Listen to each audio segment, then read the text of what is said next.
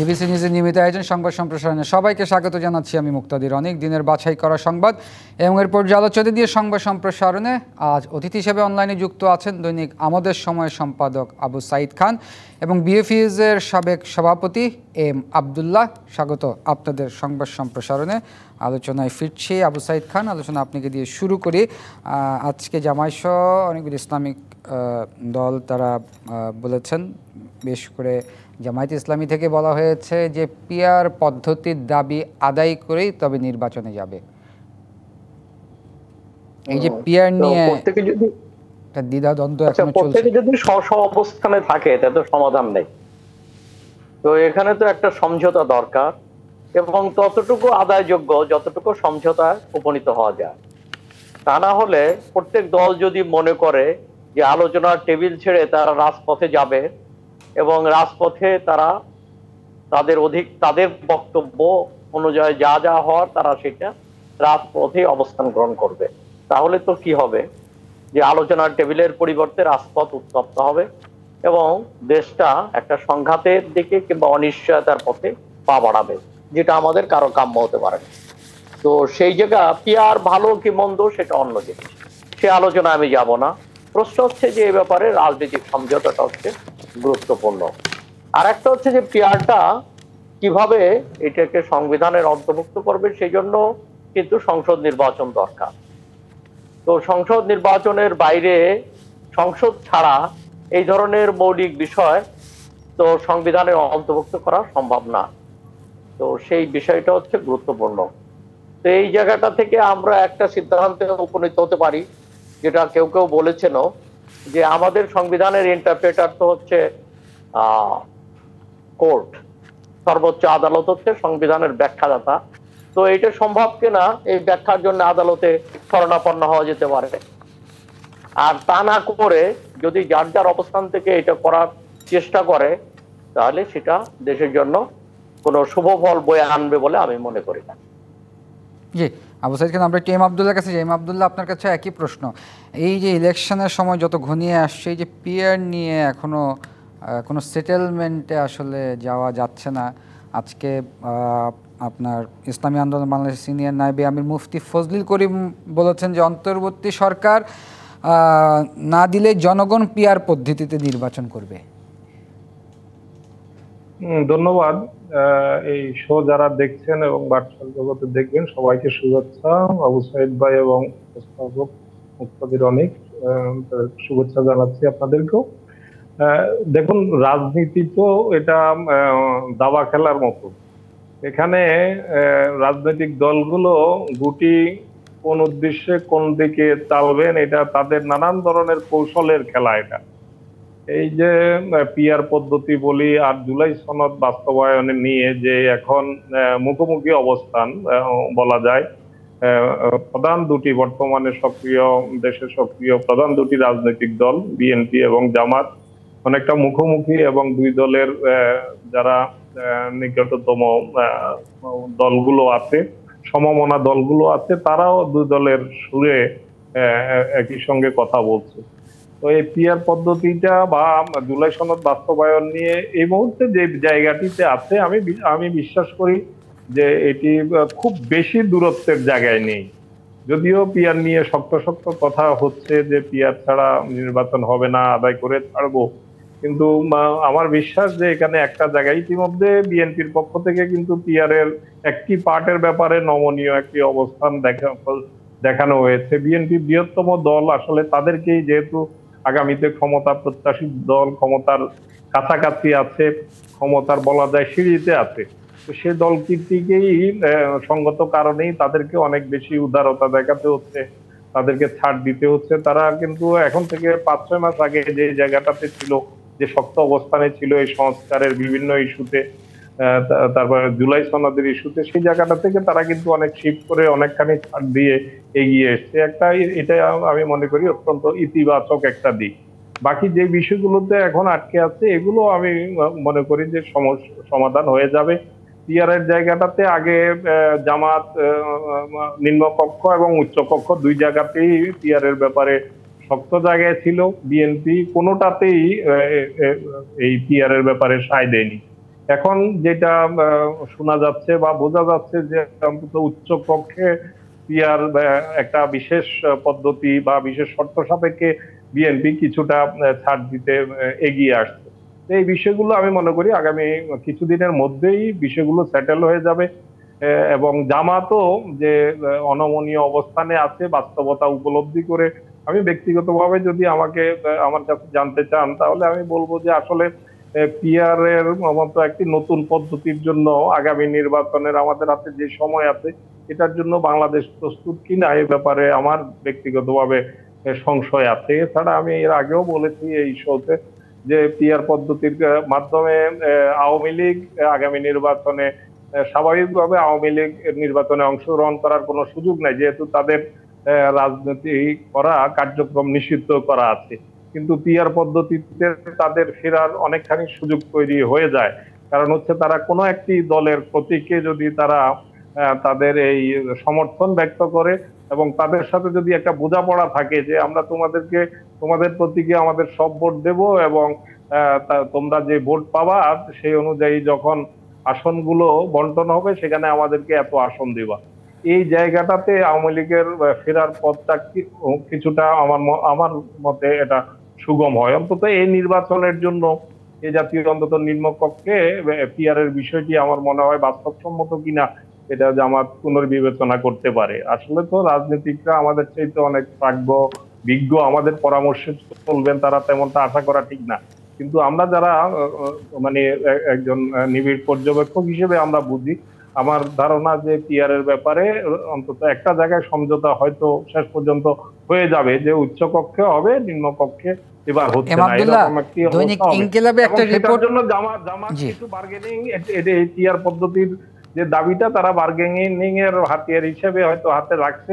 তাদের আরো কিছু অন্যান্য জুলাই সনদ বাস্তবায়নের পদ্ধতি, গণভোট, এই বিষয়গুলো নিয়ে তাদের হাতে অন্যান্য যে দাবিগুলো আছে এগুলোর মাধ্যমে তারা বার্গেনিং এ পিআরটি রেখে হয়তো শেষ পর্যন্ত এরকম একটি সমঝোতায় গেলেও যেতে পারে আমার বিশ্বাস। জি আব্দুল, আমি আপনাকে আরেকটু প্রশ্ন করতে চাই। দৈনিক ইনকিলাবে একটা রিপোর্ট প্রকাশিত হয়েছে, সেইটা আবার জামায়াতের পক্ষ থেকে এটা ভিত্তিহীন বা উদ্দেশ্য প্রণোদিত বলে দাবিও করেছেন। সেখানে হেডলাইনটা এমন ছিল যে ভারতীয় এজেন্ডা নিয়ে মাঠে জামায়াত। আসলে এ ধরনের ইনকিলাব আমার পুরনো হাউস, আমি ওই হাউস থেকে সাংবাদিকতায় আমি উঠে এসেছি, এই জন্য মন্তব্য করা একটু আমার জন্য ডিফিকাল্ট। তবে এগুলো পলিটিক্যাল রিপোর্ট নানান কারণে করা হয়। এই জায়গাটাতে এখন জামাতকে আমরা পাকিস্তানপন্থীও বলছি, আবার ভারতের এজেন্ডা বাস্তবায়নেও নেমেছে বলছি, তাহলে কোনটা সঠিক? তাহলে তো জামাতি পাকিস্তান ভারত সবকিছু কি জামাত কানেক্টেড? এটা এ ধরনের ঢালাও মন্তব্য করা আমি মনে করি এটা ভিত্তি কতটুকু আছে, যথেষ্ট প্রশ্ন তোলার সুযোগ আছে। হ্যাঁ, যদি এই দৃষ্টিকোণ থেকে বলে থাকে যে যেটা আমি একটু আগে বললাম যে ভারতও চায় আওয়ামী লীগকে ফেরানোর জন্য এবং আওয়ামী লীগ তো চাই, তো সেই জায়গাটাতে যদি পিআর পদ্ধতি হলে আওয়ামী লীগ ফেরার একটা পথ সুগম হবে অনেকখানি, এই দৃষ্টিকোণ থেকে যদি ইনকিলাবের রিপোর্টটা বলা হয় যে ভারতীয় এজেন্ডা, তা আমি সেটা ভারতীয় এজেন্ডা বলতে যাবো, আওয়ামী লীগের এজেন্ডা নিশ্চয়ই। তো সেই বিষয়টা সেই দৃষ্টিকোণ থেকে আমি একটু আবু সাইদ খানের কাছ থেকে একটু শুনে আসি এই বিষয়টা। আমি একটু আবু সাইদ খান আপনার কাছে শুনতে চাই, আপনি একজন সম্পাদক। ইনকিলাবের যে রিপোর্টটা যে ভারতীয় এজেন্ডা নিয়ে মাঠে জামায়াত, এবং আপনি ধরেন এই যে বিএনপি এই যে ডাকসু তারপর জাকসু ইলেকশন যখন হলো তখন বিএনপি থেকে বলা হচ্ছে যে ছাত্রলীগের সাথে ট্যাগ হয়ে আসলে ছাত্র শিবির এই ডাকসু ইলেকশনে নিরঙ্কুশ বিজয়ী বা জাকসুতেও যথেষ্ট তথ্য নাই, এই ব্যাপারে আমি মন্তব্য করব না। তবে আমি একটু আব্দুল্লাহ ভাইয়ের সঙ্গে একটু বিনয়ের সঙ্গে ডিফার করি যে পিআর পদ্ধতি এই মুহূর্তে অ্যাপ্লিকেবল এটা আমি বলছি না, কিন্তু পিআর পদ্ধতিতে আওয়ামী লীগের ফিরে আসার কোনো সুযোগ নেই। কেননা যদি হয় সেটা তো সাধারণ নির্বাচনে আসতে পারে, কেননা পিআর মানে এই না যে তাকে 300 সিট দিয়ে দেওয়া হবে, সে পরে 300 সিটের নাম ঘোষণা করবে, তা কিন্তু না। পিআরটা হবে যে তার সিটগুলো আগেই ঘোষণা করতে হবে এবং ভোটের অনুপাতে উপর থেকে সিট পাবে। যেমন ধরুন যে সে যত পার্সেন্ট ভোট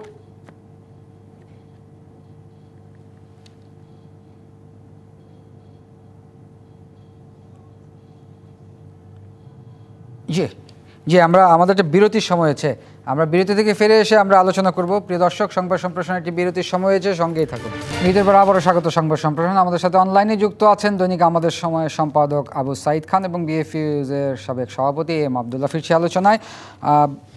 আবু সাইদ খান, বিরতির আগে আপনার সাথে কথা বলছিলাম পিআর পদ্ধতি নিয়ে। আমরা কিছুদিন আগে একটা টকশোতে আমাদের প্রধান উপদেষ্টার উপপ্রেস সচিব আজাদ মজুমদারকে কথা বলতে দেখেছি। সেটা হচ্ছে রবিন ফারুনের সাথে বলছেন যে পিআর পদ্ধতি ছিল, হয়তো পিআর পদ্ধতির নামটা ছিল না, যেটা হচ্ছে বিএনপি যে ইলেকশনে গেছিলো সেখানে 7 জন এমপি হয়েছেন, তার মধ্যে যে নারী আসনে যেভাবে সিলেক্ট করা হয়েছে ওইটা এক ধরনের পিআর পদ্ধতি। ওটা তো এক ধরনের পিআর, ওটা হলো সিটের সংখ্যানুপাত, আর একটা হচ্ছে ভোটের সংখ্যানুপাত।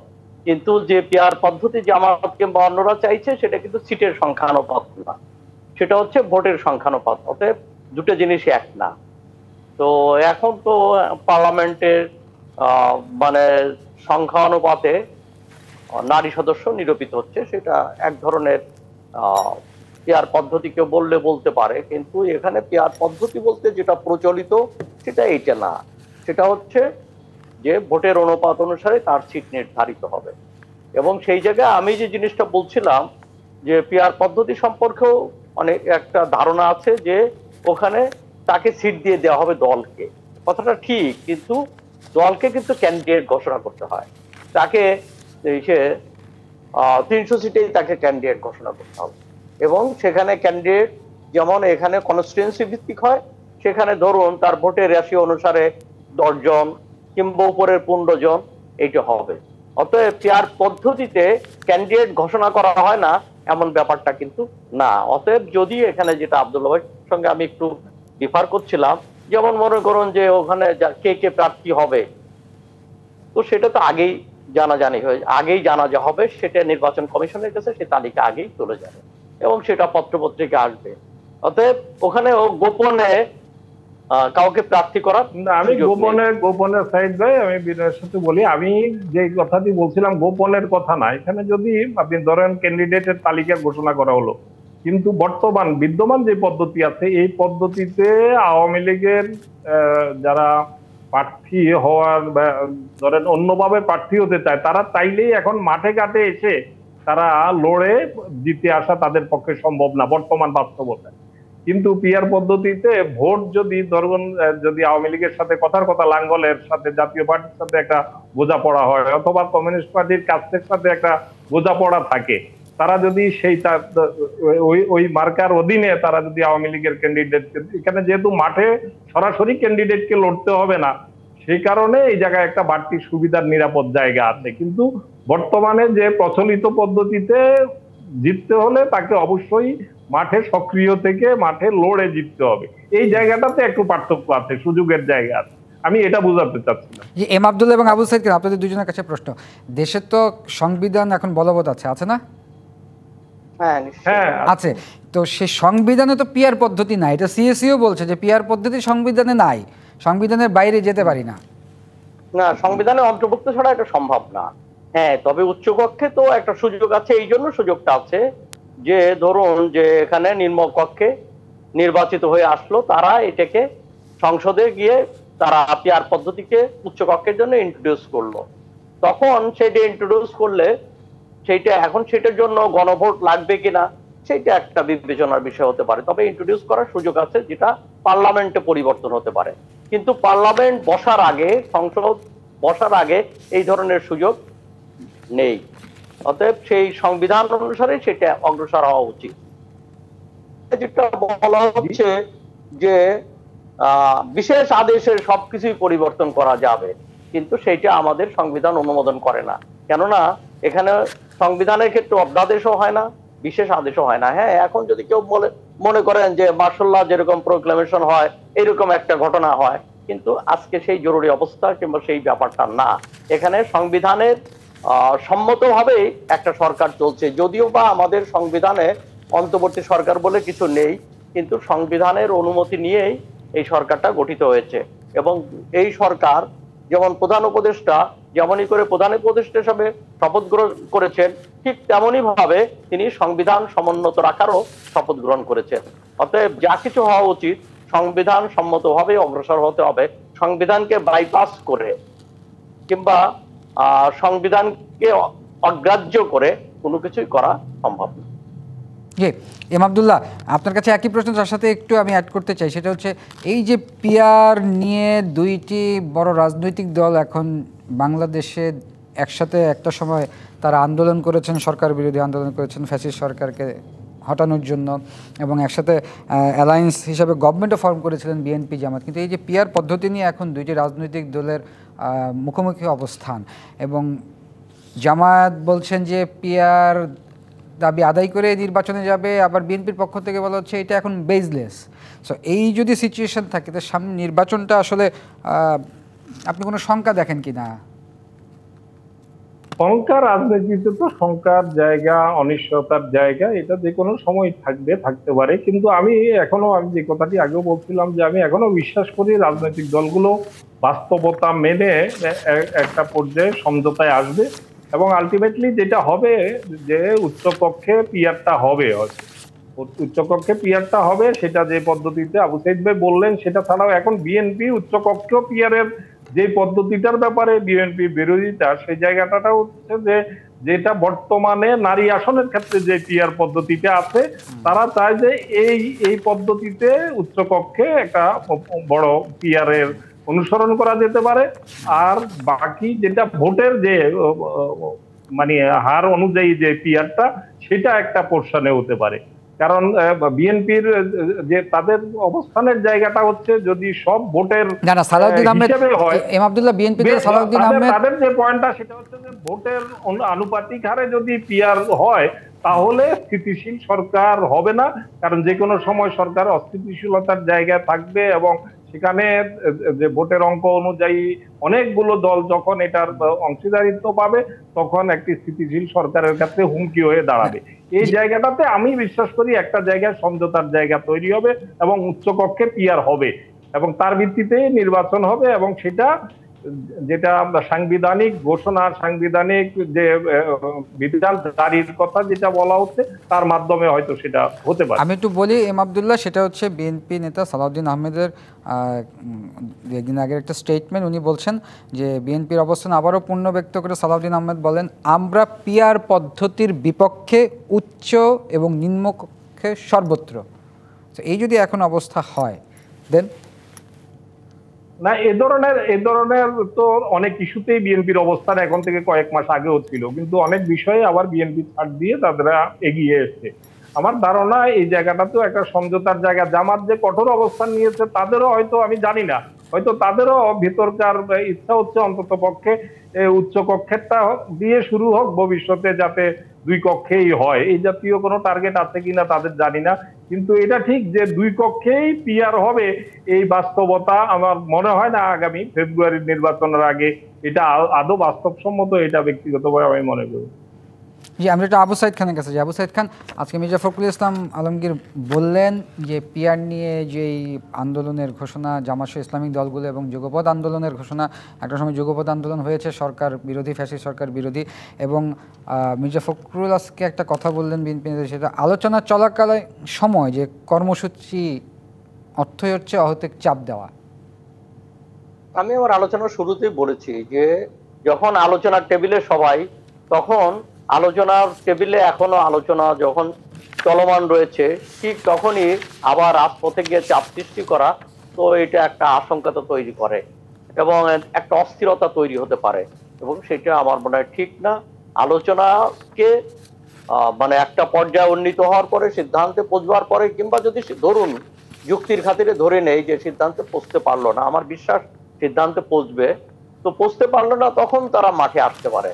কিন্তু যতক্ষণ পর্যন্ত আলোচনা চলছে, তার মধ্যে এই ধরনের মাঠে এসে মানে মাঠ গরম করা, এটা নিশ্চয়ই ভালো বার্তা দেয় না, এবং সেই বিষয়টি সবারই বিবেচনা করা উচিত। এবং বিএনপি সহ আরো যে ৬-৭টি দল যারা মাঠে নেমেছে, তো সেখানে আর একটা হতে পারে যেটা আব্দুল্লাহ ভাই বলছেন, সেটা যে এটা একটা চাপের আন্দোলন হতে পারে।